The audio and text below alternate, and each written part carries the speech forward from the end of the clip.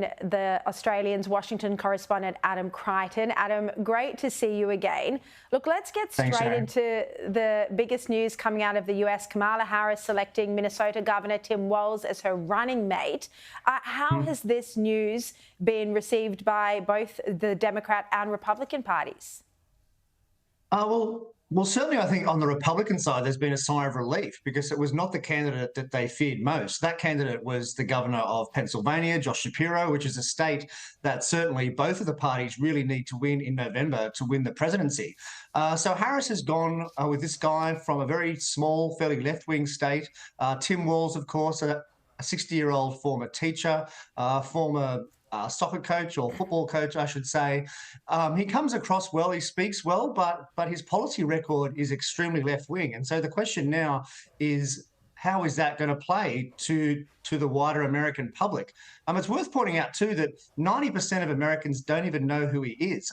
So he's not very famous here. I mean, of course, he's going to become famous now, but I mean, he's the governor of a small state with less than 6 million people.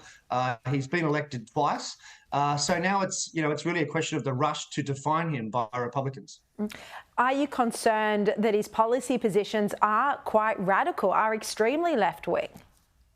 Well, look, they are. I mean, he signed legislation to put tampons in boys' bathrooms, to make gender reassignment surgery much, much easier for teenagers, to give illegal migrants free healthcare, free education, to phase out fossil fuels. His behaviour during the 2020 George Floyd riots was extremely questionable. I mean, he in effect let the biggest city of Minnesota, Minneapolis, burn for 3 days before sending in the National Guard. So there is plenty of material there for Republicans to attack, and certainly they have already started doing that. So it's just going to be a matter of whether it sticks or not. There's speculation that Josh Shapiro wasn't chosen because he is Jewish, because he has been, I mean, nowhere near as supportive of Israel as we have, but, relatively for the Democratic Party, supportive of Israel. This is very concerning. And it, do you think it gives an indication of how Kamala Harris might differ when it comes to Middle East policy and her support for Israel from Joe Biden? Yeah, look, it's certainly concerning. I mean, we can't get inside Kamala Harris's head and really know why she did not choose him. I mean, most of the reporting is that she just liked Tim Walz, so she liked his demeanour and she got on with him. So, look, I'm going to have to take that at face value. But certainly there's an element in the Democratic Party that is very anti-Israel, and some reports suggest that she feared protests at the convention, which starts in a couple of weeks if she had have chosen Josh Shapiro. So, look, I basically think the Democrat Party is overall pro-Israel, but certainly there are elements that are not, and I think this recent episode has really illustrated that.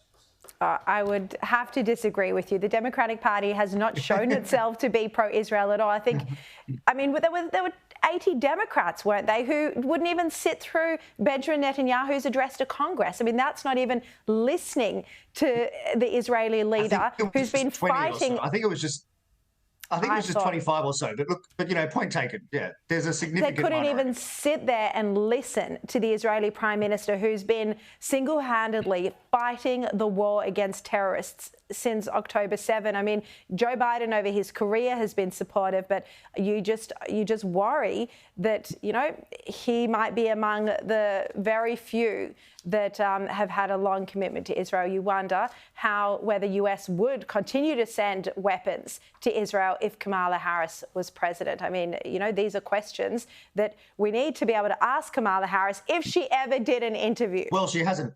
Yeah, that's right. And she hasn't taken exactly. a single question All right. yet. Adam Creighton, we're out of time. Great to see you early there in Washington.